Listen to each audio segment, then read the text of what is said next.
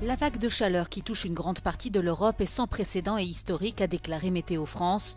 Les autorités appellent la population à faire preuve de prudence. Israël et le Hezbollah se sont affrontés le long du fleuve Litani dans le sud Liban, tandis que l'armée israélienne bombardait également Gaza en tuant le nouveau chef de la branche armée du Hamas. Des astronautes sur la Lune avant fin 2028, la NASA a dévoilé les plans de sa future base lunaire qui sera en partie financée par la société de Jeff Bezos, Blue Origin.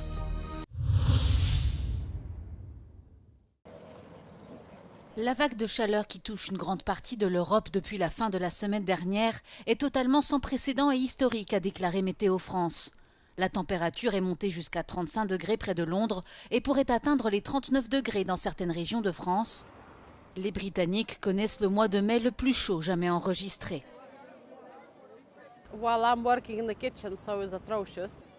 À Paris, les touristes s'adaptent face aux températures caniculaires. In the first part of the day, everything is going well and interesting, but then I'm going to my flat and just sleep because I need to have more energy because it's so hot in this time. Près de 1500 personnes sont décédées à cause de la chaleur au Royaume-Uni l'été dernier. Le directeur des politiques et de la communication à l'Institut de recherche Grantham affirme que le pays devra apporter des modifications aux logements et aux entreprises pour les rendre moins dangereux. Well, we know that the temperatures we reached yesterday, which were nearly 35 degrees in London, unfortunately will likely have killed hundreds of people across the country, people with underlying health conditions, particularly respiratory illness, and they mainly die in homes that overheat. En France, le ministère de la Santé affirme que la vague de chaleur actuelle ne constitue pas une situation d'urgence. Il exhorte cependant la population à faire preuve de prudence et à respecter les consignes de sécurité.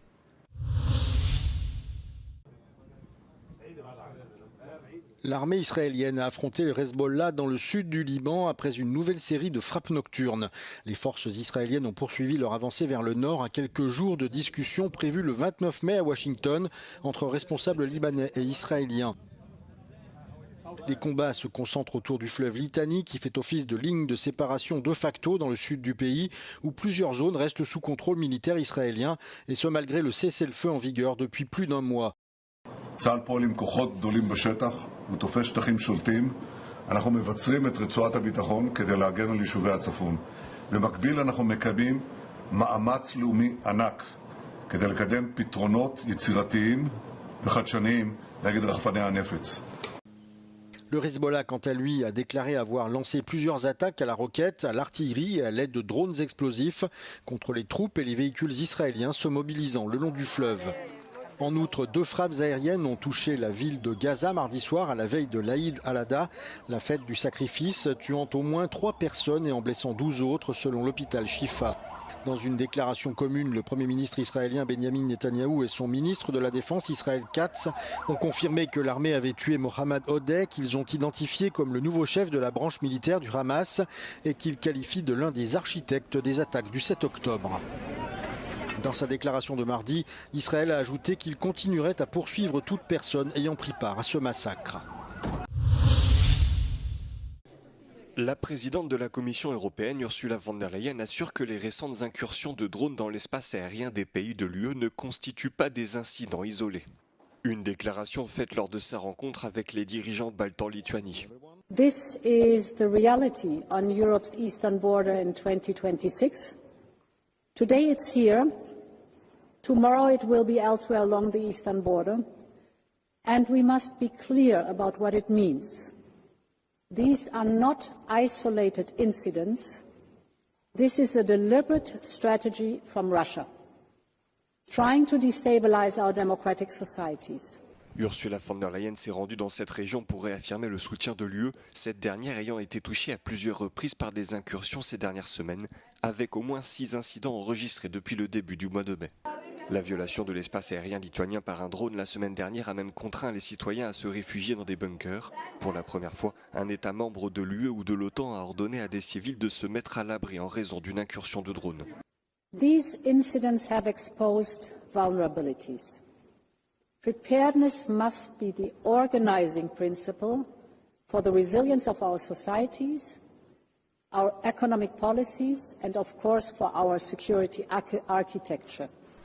Ursula von der Leyen assure que l'une des façons de combler les lacunes en matière de sécurité qu'elle juge vulnérables le long de la frontière orientale de l'UE est de renforcer la coopération avec l'OTAN. La Géorgie a célébré le 35e anniversaire de son indépendance avec un défilé auquel ont assisté plusieurs responsables politiques du rêve géorgien, le parti actuellement au pouvoir. L'événement qui s'est déroulé sur la place de la Liberté à Tbilissi sous les yeux de quelques représentants du patriarcat géorgien a également mis en avant les nouvelles recrues de l'armée qui ont alors prêté serment.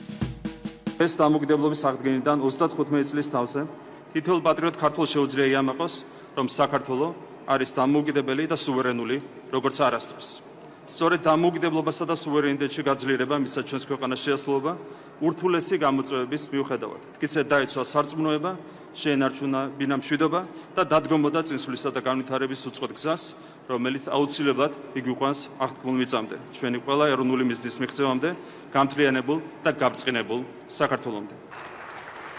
Dans le même temps, des milliers de Géorgiens ont organisé un rassemblement pro-européen dans la capitale afin de protester contre le gouvernement en place. Beaucoup arboraient des pancartes « Nous sommes l'Europe » et des portraits de l'ancien président Mikhaïl Saakashvili. Ce dernier, emprisonné, avait défendu un rapprochement avec l'Occident lorsqu'il était encore au pouvoir. Les membres des partis d'opposition et de la société civile accusent le parti au pouvoir d'éloigner le pays de sa voie européenne et d'adopter des lois qui restreignent les libertés civiles et la liberté d'expression. Les célébrations de la fête de l'indépendance interviennent dans un contexte de profonde polarisation au sein de la société géorgienne. Les partis d'opposition ont refusé de reconnaître le nouveau Parlement et le gouvernement a suspendu en novembre 2024 les négociations d'adhésion à l'UE avec Bruxelles jusqu'en 2028.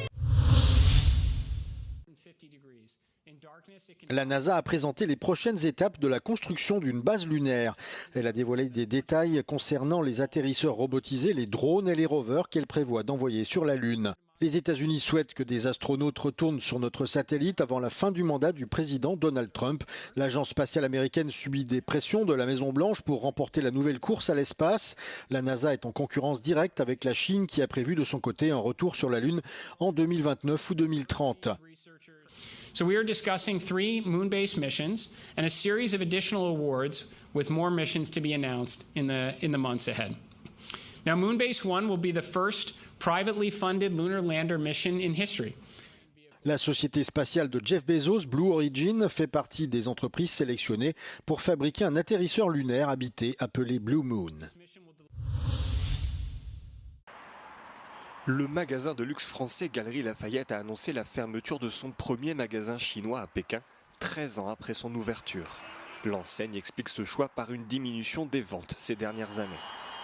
Car si le marché du luxe a connu une forte croissance au milieu des années 2010, notamment grâce à l'essor de la classe moyenne, le Covid-19 et la grave crise immobilière a marqué un tournant décisif en freinant brutalement la consommation intérieure chinoise et obligeant le secteur à s'adapter à de nouvelles réalités économiques.